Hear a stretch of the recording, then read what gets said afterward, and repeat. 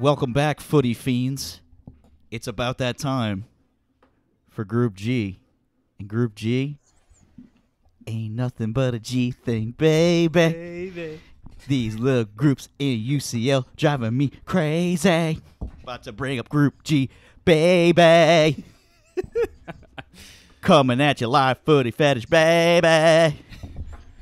We are back with the feet and the balls, and we're going to put them in your grill right now. We're going to break down Group G today, baby. It's going to be a G thing. Before we do that, I want to pass it over to my partner in crime, Mr. Ocho, coach of the U.S. men's national team. How are we doing today? We're doing good, baby. It's Group G, baby.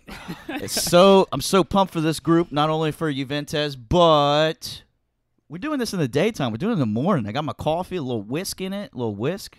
I'm ready to go, baby. It's a Sunday morning. We popping up in here. We got some great games today as well, NFL and soccer. Great games, got great guests. Exciting. Before we even jump into anything at all, we need to welcome back some of our frequent flyers here. First of all, my Juve fiend, my fellow Juve fiend, Mr. Ntwali. Say hey, Mr. Ntwali. What's up? What you been up to? Hey, how's it going? Not much. Happy to be back with my G's to talk about Group G. Say our mics or our headphones were cutting out there a little bit. You almost sounded like Kenny on South Park for a second, but yeah, but we know you're there. We got you. Good to see you, Twally. Glad to have you baby. back on the show. Good to see you. Yeah, happy to be here, guys. And guest number 2, Mr. Zach Daly. Say what's up, Mr. Zach Daly, Man United fan. What's going on, boys? Good to see you. Glad to be back. Good to see you, bro. Good to see you taking the morning train this morning with your United boys. Yeah, We'll trying, break down right? that pretty soon here. And before we jump into any of that, we need to give away the Aubameyang jersey for all you fiends that signed up. Put your name in the hat. We got the hat ready to go. We got the names in the hat. Before we give it away, let's just give a quick thank you. We'll just go through these names. Kay Evans, Fabrice, put his name in the hat. Brenda Henson, Woody Calcio, Forrest, Alex Underwood, Patra Patrandon, Alex Halifa, Killa Kyle, Tommy Runa, Scott Anderson, Cade Guillory, Schwarza Peter, and can't pronounce that one, but you're in the hat. Also, Gunner Mike. Gunner Mike put his name in the hat. Shocking. Where's Life's a Breeze? We've got everybody's names. We wrote as many as we could. There's a lot of names in here. Let the foot pick it. Don't. Let's see what we got. Here we go. And the winner is, if the price is right here at the Footy Fetish, we have Alex. Alex Underwood. Wow, Oh, that's wow, he said, dude. I Wow, hope dude. it goes to Alex. Alex, we'll show you this jersey real quick. Hold on. This is for those who don't believe us. And now you can't see it. There we got it. All right. Thanks for worshiping the feet, Alex. Thanks for worshiping the feet. We'll be in contact, let you know. I'm sure you're not watching our live feed, so we'll just have to send you a text. But we'll get it to you. We There will get it is. to you. It's a beautiful jersey. Abba. All right. Abba, coming at you. Group G, coming at you. Let's do it. Let's do it. Thanks for that edit, too. All right, guys. Teams in this group. You want to break them down, Ocho? Yell them out for us. These are easy. Let's start with the big dogs. You got Juve, FC Barcelona, Dynamo Kyiv, and Ferencvaros, TC. Good job, dude. And that's from, you said, Belarus? Budapest. Budapest. Yeah, we'll have to just, man, we're really going to have to dive deep to know anything about that team. But let's go quickly through the dates and fixtures of Group G. Booty? Going to start on October 20th. We got Dynamo versus Juventus. We have Barca versus we're going to say Ferencvaros for now. Ferencvaros. The 28th of October, we got the one we really want to see is going to be the Messi Ronaldo showdown, Barca versus Juventus. We got Ferenc versus Dynamo on the 4th of November. It's going to be Barca versus Dynamo and Juventus versus Ferenc. 24th of November, we got Juventus versus Ferenc again and Barca versus Dynamo again. 2nd of December, we got Dynamo versus Juventus and Barca versus Ferenc. Then on the 8th of December, we're going to close it out with the Messi-Ronaldo showdown one more time. Barca versus Juventus, and then Ferencvaros versus Dynamo. Guys, let's pass it to... Hold on. I got to say this every episode. Go ahead. These games are so close together that we are definitely going to see some shocks. There's going to be some shocks because these games are so close together. The domestic leagues are being sandwiched in between them. I don't know how teams are going to manage the fatigue from players. Zach, as you remember from our C course, there was the periodization that they constantly brought up, and that really wasn't on my radar until going to that class. Going from 100% intense to dropping down and then having another game. It's just I don't know what to expect. I can imagine there's going to be a lot more upsets and shocks just because we're not going to be seeing the 100% A squads during these Champions League games. Yeah, I would, especially within this group, expect to see, when it's not Juve versus Barcelona, seeing a lot of the younger guys come in and get minutes there. Because we'll get a little bit further into it, but aside from those top two teams that we're looking at, I don't see this as being too much of a challenge, and some younger guys getting a lot of minutes. But like you said, with that happening, that opens the door for that, right? For someone to slip one by. Yeah. And these teams still have 5 subs, I believe, in Champions League, so that'll definitely open the door again for more younger players. It'll be it's going to be a lot of fun. With that being said, let's jump right into it. We are going to start with Juventus. Let's do it. Booty, this is your team. If you can't tell, Booty's wearing the brand new 2021 long sleeve Cristiano Ronaldo. Worship the Juve, worship the feet. So let's go through here. We got their form lately. It's been so-so, but they haven't, in my opinion. I mean, they played one team. I would say that usually gives them a good time. First of all, we got to go through the game against Napoli, which didn't end up happening. It's worth noting here. Because it is Serie A, you need some Italian drama, right? So without further ado, the game against Napoli was supposed to be a pretty crazy game. I thought Napoli might have beat them this one. The result is under further investigation right now. As of right now, it is postponed. The rumor is it's going to be postponed to a later date. The gist of it all, someone caught COVID for Napoli. They refused to leave the airport. Juventus showed up as planned and said, that should be a forfeit because we're here. They're not. They did not, apparently, according to rumors, again, they didn't follow the proper protocols. Napoli didn't. So that being said, that's why this is now under review. We should have had a ruling yesterday. Still didn't have one yet. So apparently it is going back and forth. But yeah, again, we can't have some Serie A. What are we, 3 games into it without some drama already? Let's go to some games that they actually did play. The game against Roma ended in a 2-2 draw. Hell of a game. Ronaldo saved him on a beautiful header. He didn't get quite the ups on the header that we saw last year. Y'all know what header I'm talking about. One thing to point out with that game is there was a red card. I was about to say, they were down a man. So, that being said, hey, 2-2, I'd take that against Roma. They're always gunning for Juve. So, a 3-0 win against Sampdoria opened the season officially. Killer game. Wes McKinney looked very comfortable in the game. We'll get to that momentarily. There was a friendly that they won 5-0 versus Navarra, excuse me. So that's all there has been for this year for Juve. I want to ask Ntwali, the fellow Juve guy, what out of these games, which one stood out to you? Was there somebody who stood out to you in particular? What were your thoughts? I have to say I don't know that they really stood out because I think Juve is still trying to figure out their identity. They're still trying to work out their new system under Pirlo, where their new pieces fit into the team, where people like Kulikowski is going to start, whether it's a midfielder or like a winger. How McKennie is going to play his part into the team, whether it's going to be a 2-man or 3-man midfield. So I think he's still sorting out his formations and trying to figure out who his key players are going to be this season. I don't know that one particularly stood out. I think the 3-0 win against Samp was easy because it's a it's a lower team.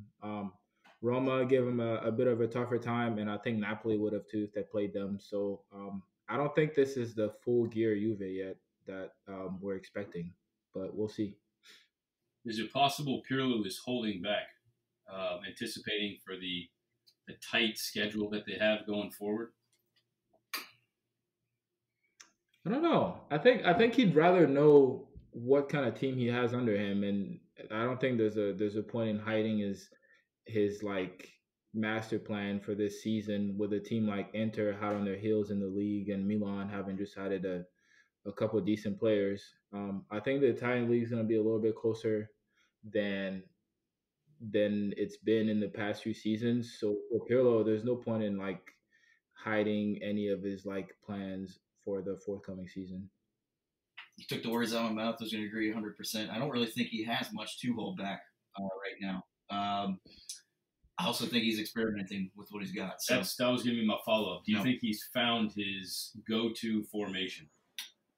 That's what, in other words, where I was holding back. He's still trying to experiment and find that, okay, this is what I'm going to go to for Barcelona and for all the other teams. Okay, so let's actually move into good. Let's move into the formations here. And I actually had to switch it. He actually did a 3-4-1-2. Yes. The first match, which I really like that. Now he went 4-4-2, I believe, for the Roma game. So that being said, I think there he's showing he ended it with a 4-4-2. So there you go. Yeah. So I think he's still trying to figure that out. And with that being said, he had McKinney left center mid for that. Just a hot take since I'm all over McKinney today. I did watch a little interview with McKinney, and it was extremely sexy. I'm actually going to pass it over to Zach here in a second. You US y'all gonna love this. I'm gonna try to pull it up and send it to you guys. They asked him how it is playing under Pirlo right now. He said, "I couldn't be more excited." He said, "I'm learning from a guy who played my position, basically." So he's like that. He said, "I am learning more than I've ever learned," and he's starting to have more and more faith in McKinney. So that's it's really cool to see geeking out. But I'll pass it over to Zach. What you think, Coach? No, I think especially McKinney getting able to learn under probably one of the best, deep lying center midfielders that we've probably ever seen. Is what more do you want? The kid's only like 21, 22 at that, and so he gets to learn under him and kind of go through and hopefully be fast tracked with a lot of decisions, especially with a coach he trusts, because he probably watched him as a kid playing there, and so hopefully can pick up some stuff. I don't think McKinney is the quite the maestro Pirlo was. Right. But I mean, again, he's only 21, 22. So maybe even just the little things he can start picking up from there is going to accelerate what he does overall. Agreed. I mean, we're going to see it when he plays for the USA. I think we're going to see a massive evolution in McKinney and what he does for the team. Mm-hmm. So very looking forward to seeing that. Ntwali, what's up? What you got? Yeah, I was gonna add one thing. Just like discussing McKinney. Another thing to know about Juve is the fact that they're a team in the past couple of seasons that have been known for having like vets all over in every position as like key players, and like especially since last year they've made a move towards like bringing younger guys. So like now you see Chiesa coming in, who's like early 20s in the forward line. You have McKinney, who's 22, who's in the midfield, and you have De Ligt at the back. So I think they're like moving in the right direction, trying to bring some young blood to their team. So whether they get as many minutes as like any of the key starters, I think De Ligt is a starter, but any of the other guys, whether they do or not, it's a good move to like bring some youth to the team.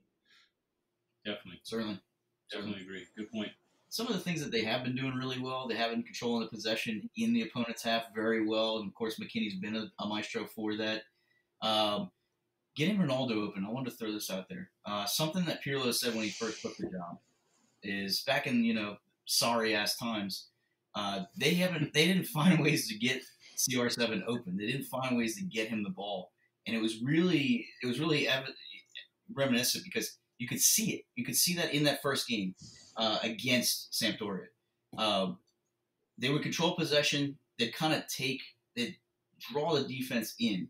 And when they did that, Ronaldo would be open on the left wing. And then when they got Ronaldo the ball, he'd have that one-on-one. Happened a couple of times, I noticed. If you do have a shot, go back and take a look.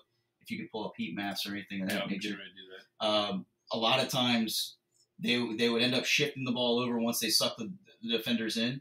They'd shift it over to Ronaldo. He'd have those one-on-one shot opportunities with the defenders that we didn't see in previous years. I know a lot of times in the sorry-ass days, they would do the same thing where they would control that possession in the opponent's half, but then they wouldn't know what to do with it, and they'd try to force it to Ronaldo. And then he'd be stuck and he'd be double-teamed. So it's really interesting to see that actually come to fruition here. What do you think? Thank you. No, I mean, you're spot on there. It's you've got one of the best strikers that we've ever seen in the game. Give him as much service as you possibly can. Yeah. That's your key to winning the game. So hopefully we'll see more of that. I'm looking at the heat maps here. Ronaldo definitely picking the ball up a lot on the left, but as you were saying, and we've seen Zidane do this a lot, what he'll do is he'll bring the ball up opposite where he wants to eventually score with.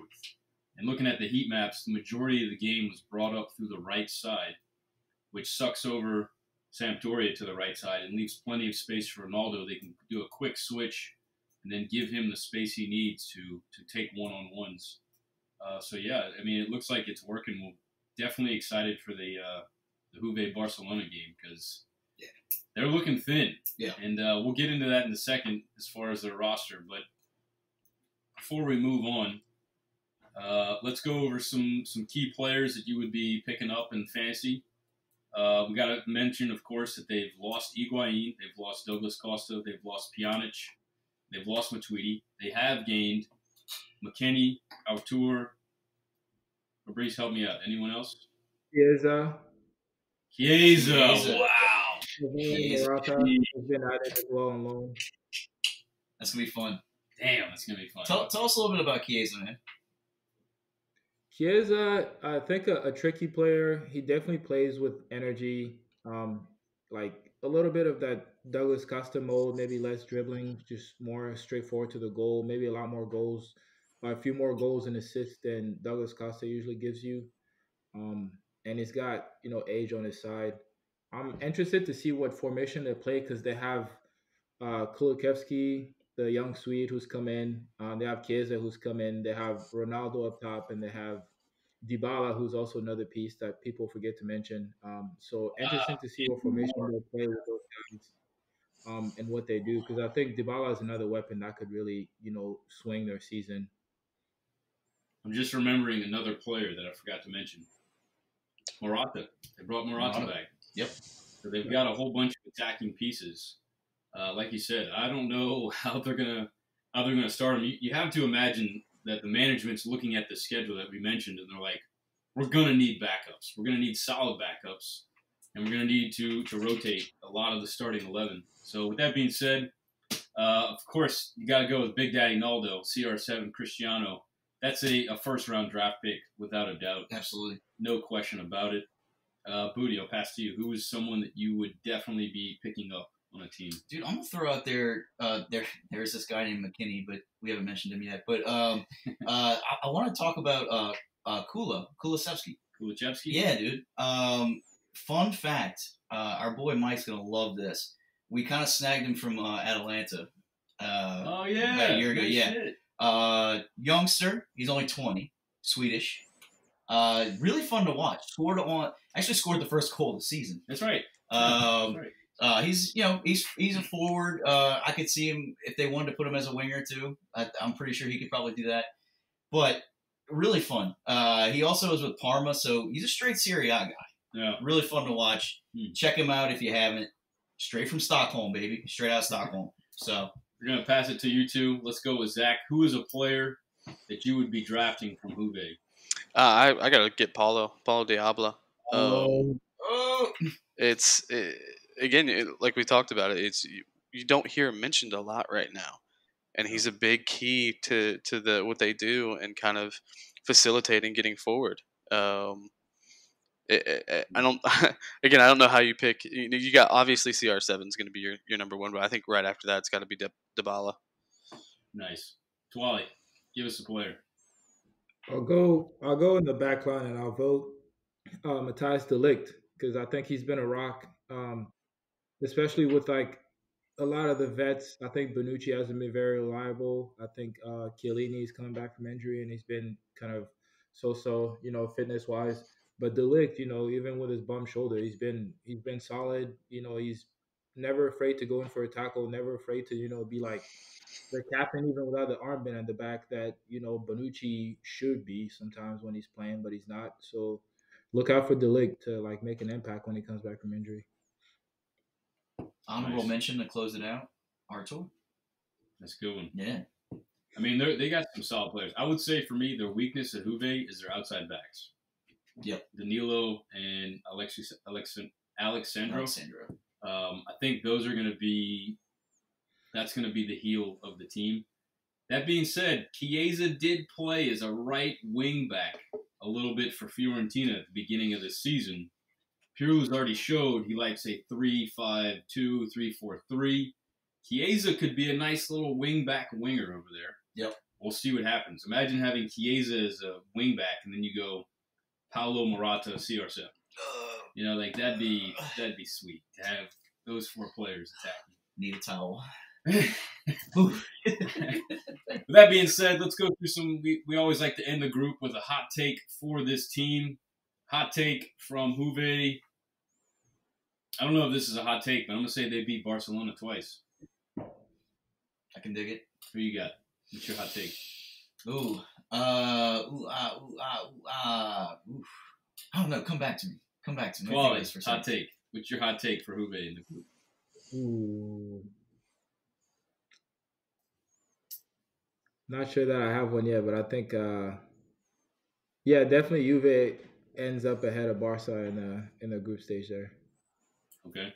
Zach, what you got? I know this one's going to be spicy. Probably. I think McKinney wins man of the match against Barcelona in one of the two. Oh, man. I got to say, you brought up a great hot take for American Barcelona player, De La Fuente. Mm-hmm.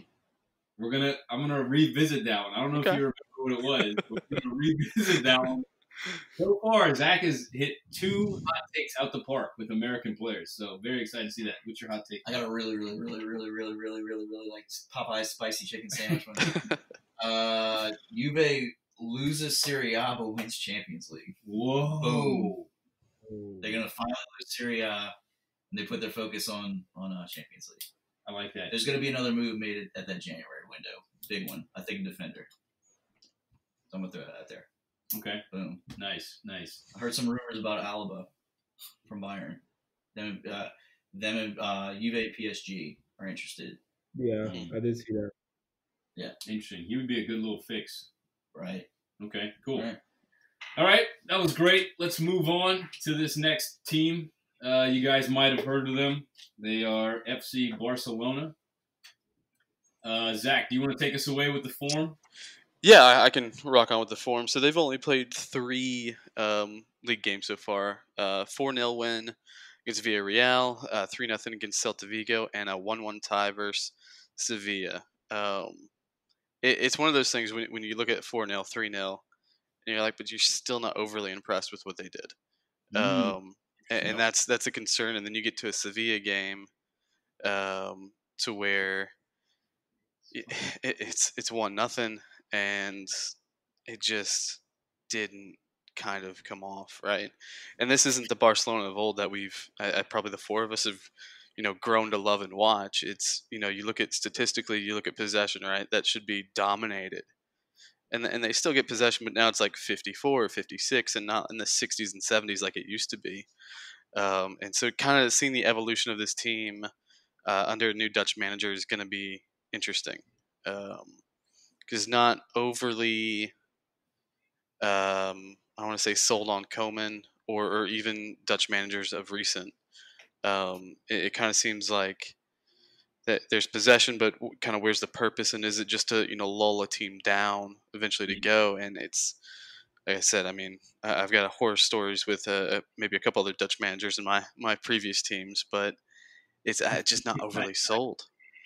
Um, and so the form, with the formation is, they've stuck with a solid 4-2-3-1.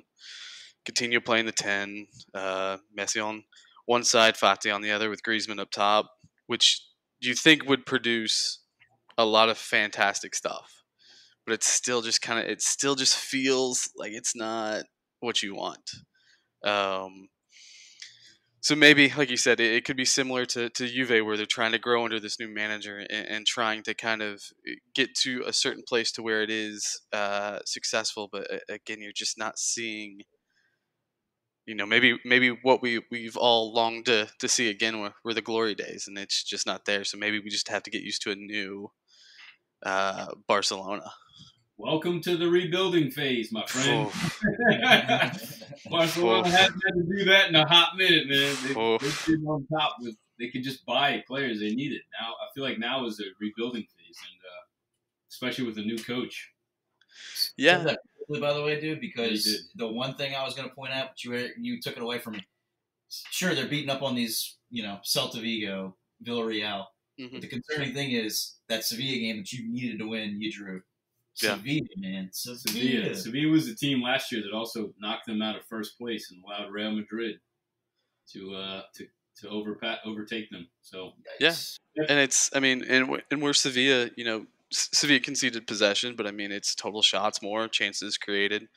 They had 11 to Barca's 8. And it's you just go down the list and you're just like, there's a lot of marks on that Sevilla side that you expect to be on the Barcelona side, and you just kind of shake your head right now, because you have, what a lot of people, and including myself, agree with, maybe one of the best players in a generation ever.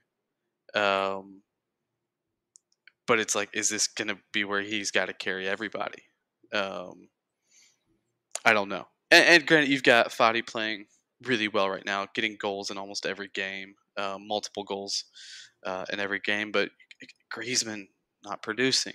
Coutinho, is he a true 10 anymore? It kind of feels like not guys in their prime. Like Busquets, not in his prime. Griezmann, not in his prime. Coutinho, not in his prime. But you got rid of Suarez, who you want to argue is not in his prime, but his first game back, what does he do? 2 goals and an assist. Yeah, so it's, I don't know, man. It's like kind of, and I'll allude to a little bit what we talked about previously with Barcelona. It's this idea that they're not bringing this core up through the academy anymore. Now we're looking to buy. Yep. But the problem is you're buying young players who have not been through your academy and expecting them to play like they're in the academy. That's tough to do, especially through the center of your field.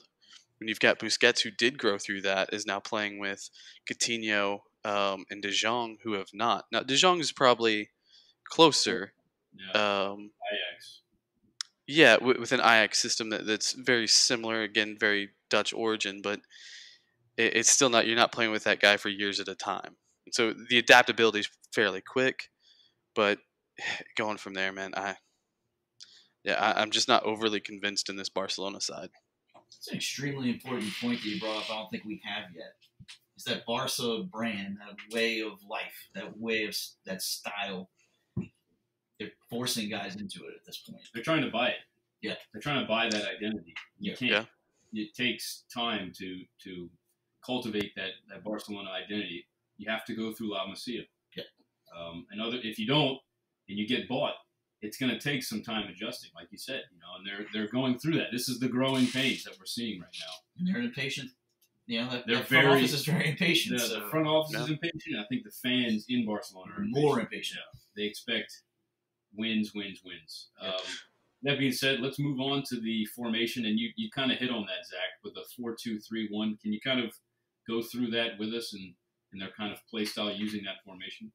Yeah, you've seen a little bit. The only kind of changes I've seen is you've seen Messi go to the 9 and Griezmann kind of fade out wide. And, they try to play those guys in rotation, because Griezmann's not a For me, he's not like a true old school number 9, right? True. He's more of a false 9. He's more of a get in behind forward who plays off someone, makes some really fantastic runs. But are they continually getting the service? I don't know. It's really, like I said, it's weird to be at Barcelona at this point and be very unconvinced in what they do. And again, we talk about putting that stamp on. This is a Barcelona side. This is a Barcelona team, and you're just kind of like, well, this is a good team.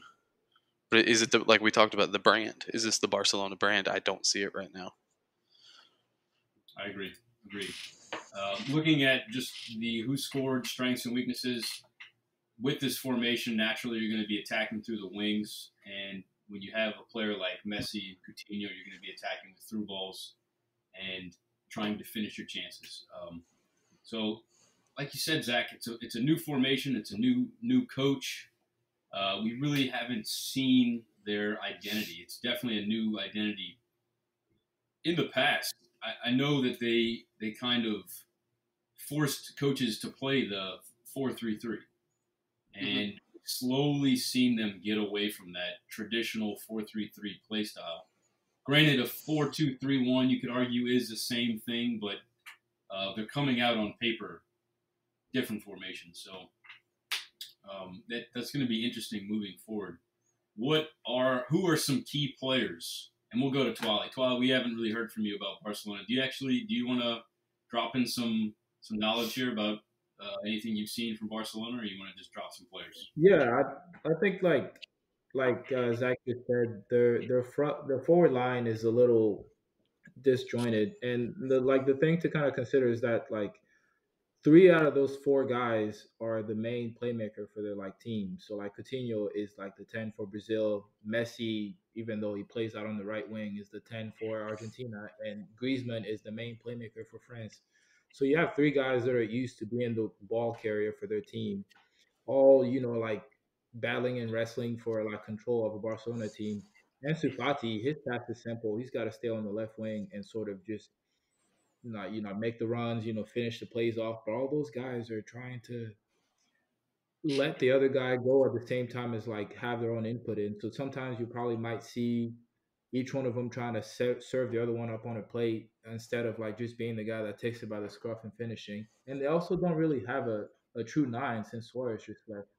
So having that rotation and not knowing who's going to be your guy that starts as the 9 makes it hard for the coach, makes it hard for the team to really know who to like aim at, who to have as like the main target player.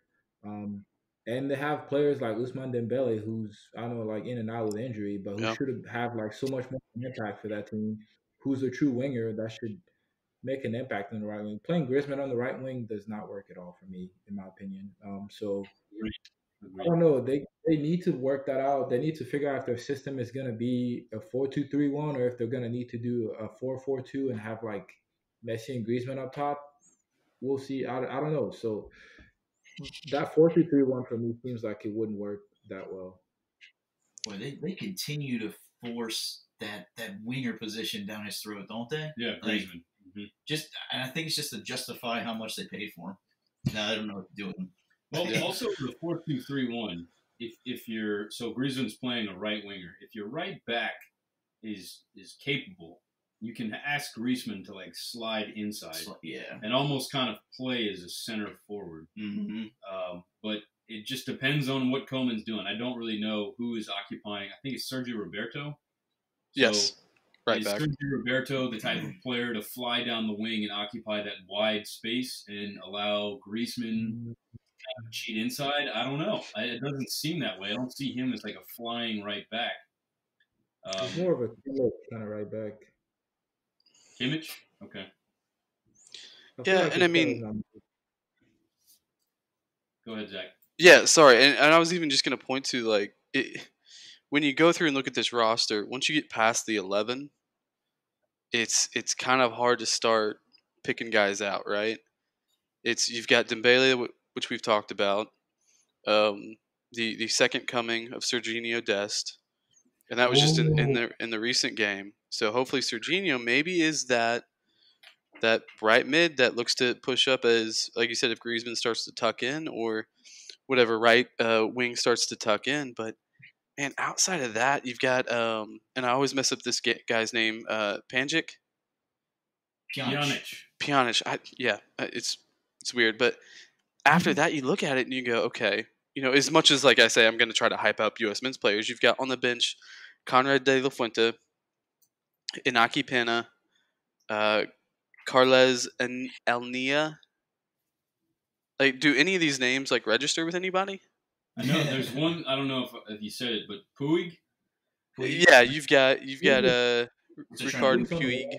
But they've already said like you're not a part of the plans, but he is a phenomenal player. He's only 18. When you watch him on the ball, you're like, that kid's got it. Yeah, dude. The kid's got it. Smoke show. Yeah. Sure. And you look at who they missed out on too in the transfer window was Memphis Depay. Yeah, I was going to ask you about that. So let's move into the boom or bust players' ads and releases. They lost Suarez. Oh, you just typed this. You had this. They lost Suarez, Vidal, Rakitic, Autor. They've added Serginho Dest, Pjanic, and I guess Coutinho, you could say, is now back on the squad. He's full squad member now. He's now back in the team, so they have him this year at their disposal. What are the details on Memphis Depay? Because we thought that was a lock. He's done. Yeah, I thought he was going to sign it. Yeah, and I think probably everybody did. But for whatever reason, and I don't know if the full details have come out, it just didn't happen. And that's weird, right? Being Barcelona, it's kind of another team we'll probably allude to later today is you're Barcelona. Like, get the deal done. And it's just not happening.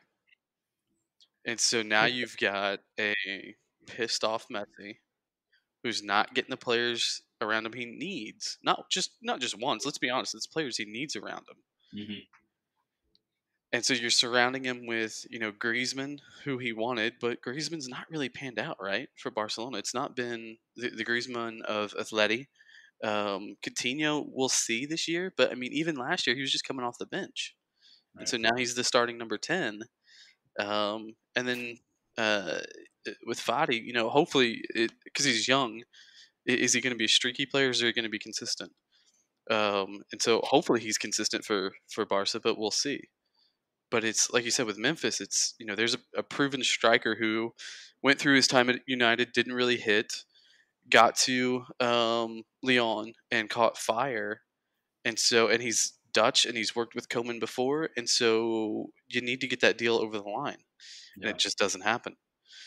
So do we see that again in January? Possibly. I just saw a rumor pop up that maybe it's a January transfer now. That makes sense. Need a little bit more time. Yeah, maybe. Details. So let's go around the room real quick. Of course, the obvious one is Messi.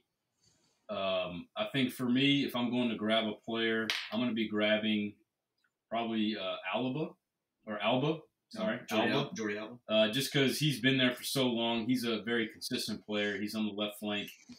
I feel like he gets a lot of attention on offense and defense. So that would be a player for me. Who you got? Give me Busquets. Yeah, just because if you're looking for a guy that is going to hold possession, he's going to get you a lot of points or passes. It's true. So that's a guy. Defensive side of the ball. Right. He's going to come back and play D for you as well. So pass him to Ntwali. I'd say I'm going to go and vote De Jong because I think having let go of Arthur, who's kind of like their playmaking midfielder in there, a lot of that weight's going to have to fall on him. And with their forward line being so inconsistent, he might just be the one guy that you're looking forward to in the middle there to string the play up together. So, yeah, I'm looking forward to see what De Jong can do in like year 2, year 3. Very nice. Zach. So I'm going to stay on brand here. He got the number 2. He's got to be the guy, right? He's got to be the guy. It's I'm going with Dest, man. Just watching him at Ajax and watching what he does on the ball, getting forward, and then he's also a defender. Yeah, come on, guys. Like that's a no-brainer for me. It's got to be Dest. Yeah, especially because you think he's gonna. I feel like he said he's watched Dani Alves for so long. He's gonna try and fill those shoes as best he can, which is big shoes. But hey, absolutely. But if you watch kind of even his, as much as we probably tell our players not to do this as much, but if you go watch his highlight tapes, just his on the ball work as a right back, man, it's great to see. And he's 19. He's 19. He does that thing where he slide tackles and gains possession, and he's also like on the up while he's slide tackling. Like, so he's like gaining possession as he's getting up. It's all like in one motion. Yeah, and then just carries it through. Yeah, it's great. It's fun because when he first got signed by Barca, one of our episodes that we were talking about him, we mentioned, we're like, is he going to get playing time? And then I go look, and I was like, oh, he got the number 2. They gave him the number 2. Yeah, I was like, all right, cool, sweet, here we go, baby. Sweet. Hot takes? Hot takes. Hot take time. Hot take. Let's start with Zach. Zach, hot take. All right, so my hot take in this is, I think in this group, Conrad De La Fuente scores. That was it. I'm glad you brought that up. I think you said last episode he scores the winning goal against Juve. Yeah, I did. I said it in the glorious, I want to say 88th minute. Yeah, that's it. Hot take of the group for sure. Woo. I'm gonna go and follow your lead. I'm gonna say Serginho Dest gives an assist to one of those forwards up top for a magical goal, and we're all in awe. Love that. Ntwali? I'm gonna go with Ansu Fati for a hat trick somewhere. Oh, hot. Man. Of course, the drama. Come on. Man. You ready for the crystal ball? I'm bringing back the crystal ball. Oh, here we go. I'm looking at Booty's ball. There's a habanero hot take in there. Oh, my God. Now, follow with me here. They do advance. They get second place in the group, but things don't go well for them by the end of this year, okay? And they fire Koeman. And meanwhile, over in the EPL, things don't go as hot for Man City. And all the while, here back in La Liga, Messi wants to leave. And what's the one way we can keep Messi here? They bring back Pep. They bring back Pep. They re-sign Messi. It's spicy. It's spicy. So, I'm going to add some firewood under there to help you out with this. Yes, do it. Yes. I just as I was kind of getting ready to head down here, it pops up on my phone alert that both Manchester United and Man City are currently looking into Pochettino coming in. There you go. That could push Pep out. That could easily push Pep out. Hottest take in the world right there. All right. Well, that being said, I wanted to do this at the beginning of the episode, but we're going to do it now because really the differences here are going to be first and second. We didn't get to go through and ask you guys for your rank of how Group G is going to finish. So, Ntwali, how do you think Group G is going to finish? I think I can guess your first pick. I'm thinking Juve will be top. I think Barca will be a second. I don't think that any of these two teams are going to win all 6 games. So I think I have those two as the ones progressing from the league. As for 3 and 4, I'm just not sure quite yet. So 3 and 4, you've got Ferencvaros, and then last. Yeah, so you got Juve, Barca, Kiev, and then Fenerbahce. Okay, Zach, passing it over to you. Yeah, so I'm going to go with the engine that drives Juventus through. This is Weston McKennie, so they finish first. Whoa. Barcelona finishes second. Then I'm going to go Dynamo Kyiv, and then Booty, help me out with this one again. Ferencvaros. There it is. He's doing it better. That's fair, man. I can't get it. Derek. All right. With that being said, we're going to kind of quickly go through Dynamo Kyiv and Ferencvaros just because these two teams are pretty unknown. Dynamo Kyiv, Ukraine team, their form in the Ukrainian Premier League is a draw, win, win. And they seem to be able to score a bunch of goals. So this should be an interesting team to face up against Juve and Barcelona. Their draw was 1-1 to Zorya Luhansk. Their win was 3-0 to Ghent. Ant. How about that? That was actually a Champions League playoff to qualify for the Champions League. They also won 4-0 to Minaj and another win against Ghent 2-1. Their formation is a 4-3-3, 4-2-3-1, or a 4-4-2. Just pick one. Those teams are always scary. If they can succeed when rotating formations, that means they've got some pretty solid depth, and their coach is pretty solid with tactics. That means he can convey his idea in a certain formation and be successful. Players to keep an eye on.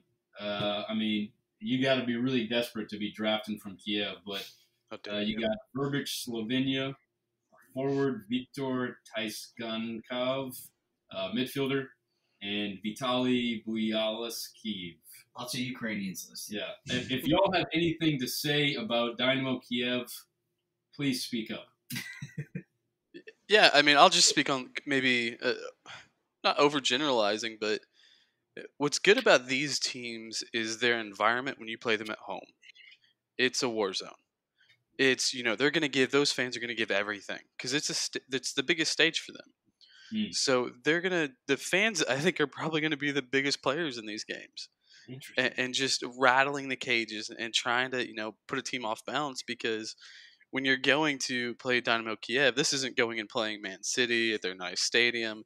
This is going and playing in a stadium that's got some history and got some ghosts. And so they're going to do everything they can to drum up those ghosts and try to knock you off balance. You got to travel to get to the Ukraine. Yeah. And so if you're playing young players in that, great experience, but can they withstand that? I think that's for both these smaller teams, that's going to be a key for both of them, is going to be their fan bases. Good point. I like that. Well said. You want to get into hot takes here for Dynamo? Any last thoughts? Sure. Hot take for Dynamo. I think Dynamo gets at least a draw from both Juve and Barcelona. Okay. Oh, yeah. I'm going to say they yeah, I like it. They draw Barca. I'm going to say they draw Barca. Okay. Ntwali, what you got? Hot take for Dynamo. They beat Barcelona. Oh, Zach, hot take. All right. Let's see what I can do with this one. I think the December 8th. Yeah. Hold on. I think I got this. I think maybe what could be happening is if Barcelona doesn't find that gear, more turmoil comes up. We're talking about to December 8th now. Final match with Juve. Juve's already through. But there's still that want to put Barcelona out. Dynamo's done just enough to get that point. They maybe need 2 points against Ferencvaros. Nailed it. And so December 8th is a judgment day for Barcelona, and Dynamo could get through. Whoa. That's a spice take right there. That is. That one may need some extra spices to it. I may need to go back to Europa. Oh, can you imagine Barca in Europa? Oh my goodness, that's a hot take. That's good. That's a fucking hot take. Jeez. What is this? Who's this? Is this? That's another dude. Oh, it's just another player. My font's all folked up. Okay. Is it Eeyore or Igor? I guess it's Eeyore. Eeyore Karatin, another forward. I straight copy and pasted that. Oh, it is for the next team. I'm sorry. Let's move into this next team. Booty, you want to take us away with the formation, and players? For Ferencvaros. Ferenc from Budapest, straight from Budapest. Budapest, even further than the Ukraine. Great hostels over there. Check them out. No, I'm just kidding. That being said, the Hungarian leagues, which I can't even. You want to try this one, Hugh? That's the name of the league right there, by the way. This right here? Yes, Nemzedi. Bajanskijum. Balazhnakag. Nailed it. Nemzedi Balazhnakag. Tried. Well, they won that one 2-1 against Puskas Akademia. Puskas. But I want to touch on how they got to the Champions League. This is actually interesting. So they actually advanced on away goals. The first time they played a team called Mold. They tied 3-3, and then the second leg was a 0-0 draw that they advanced on the away goals. So they're hanging by a thread getting in here to Champions League. Those teams are usually a little dangerous. So we'll say that about them. The other league game they played, they won 6-1 against a team called Rakiv. Their formation, they usually run a 4-2-3-1 or a 4-3-3.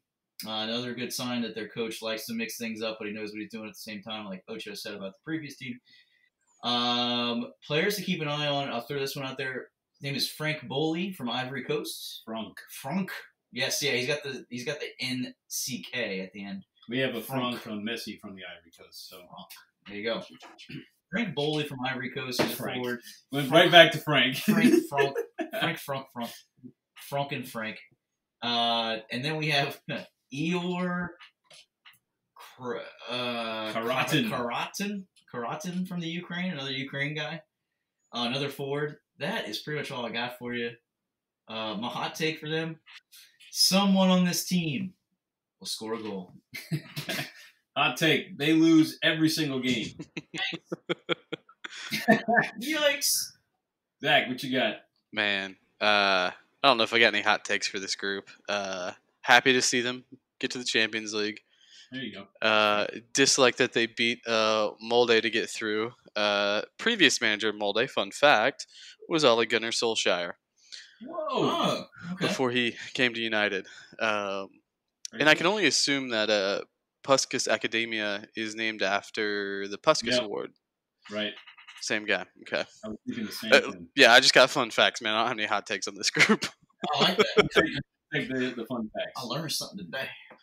And Ntwali is back just in time for a hot take for our Budapest team. What's the hot take you got for Ferencvaros? Hot take for Fennec. They don't get a single point. I said the same thing. Really? All right. Well, that closes us out for Group G. I'm going to pass it over to the deacon of footy. Oh, everyone, turn your pages to page 69 in your gospel according to fetish books. It's now time to give a shout out to those ones that we love. It could be soccer related, non-soccer related. Give a shout out. Ocho, you want to go first? Yeah, I have a really good one. I saw this morning. Calvert-Lewin scored his first goal for England this weekend, and his dad made this really heartfelt message to his son, talking about overcoming adversity and the coaches that doubted him, the coaches that allowed him time on the field and kind of believed in him. So just giving a shout out to Calvert-Lewin's dad out there. He's proud to see his son score a goal for the Three Lions.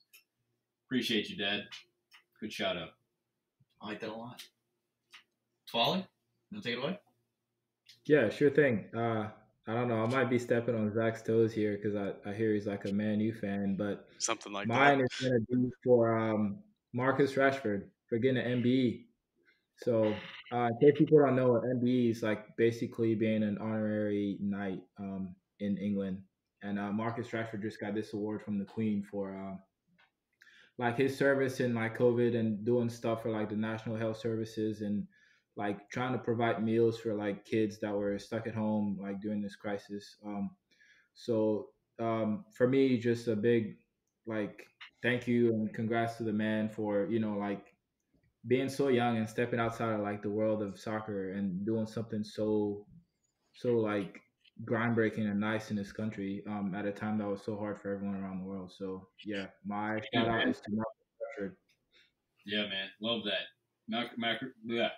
Marcus Rashford taking advantage of his platform. Love Absolutely. to see when people in positions like that use their platforms for good. Great shout out, Wally. Zach, what you got? My shout out's going to go to Werder Bremen for their win against FC St. Pauli. Now, not only did they win 4-1, but one of those goals was scored by the American Josh Sargent. Yo! Two of those goals were scored for the Red Devil on loan, Taith Chong. So there's that. So that's my shout out for this one. I like that, man. I like how you keep the American boys constantly in the theme here. Love that. Try Just to, keep man. it going, Got to. You always depend on Zach to bring in. Got to stay on brand. Yeah, dude, gotta stay on. Love it. Certainly, dude. Wait, shut up. I can't talk either. My shout out today is to my buddy Kylie. It's my birthday weekend. She's coming to hook me up with a tattoo. She's a fantastic artist. I will hook you guys up with her Insta. I can't think of it on the top of my head.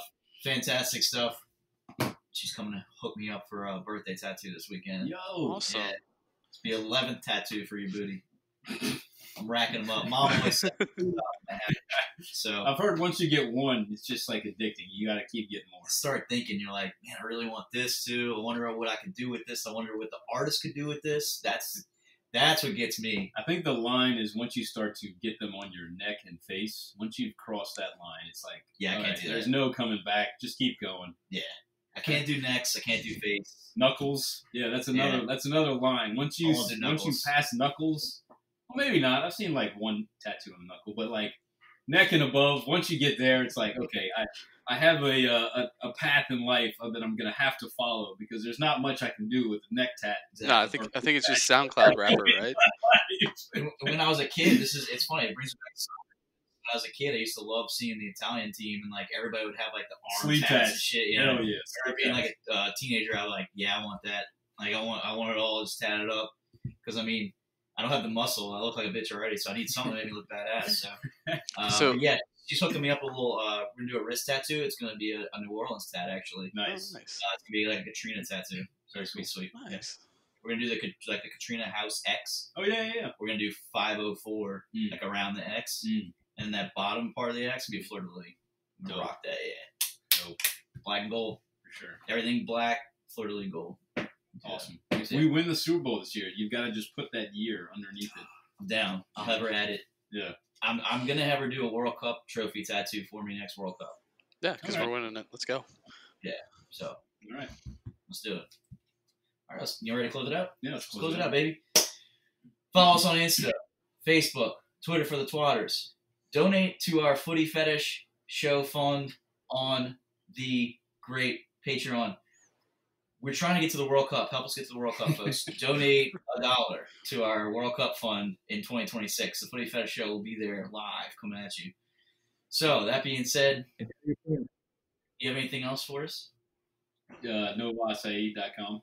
Nova Acai. Always got to give a shout out. Beautiful acai. Put it in a drink. We're going to get Dan Levy on the show. We are going to get Dan Levy on the show. We almost got him on today. I was like, man, we're going to be drunk at fucking 10 a.m. Yeah, not a good idea. We gonna get him. We're going to get him in. Gentlemen, thank you as always. Pleasure having you back. It's always fun talking with you guys, chatting it up. Your knowledge is tremendous on the game. That's what we love to see here on the Footy Fetish Show. But in the meantime, we're going to have these gentlemen back for another group here shortly. But it's been the Footy Fetish Show, where the fetish is real and the footy is soccer. Peace out, Boy Scouts. See you, boys.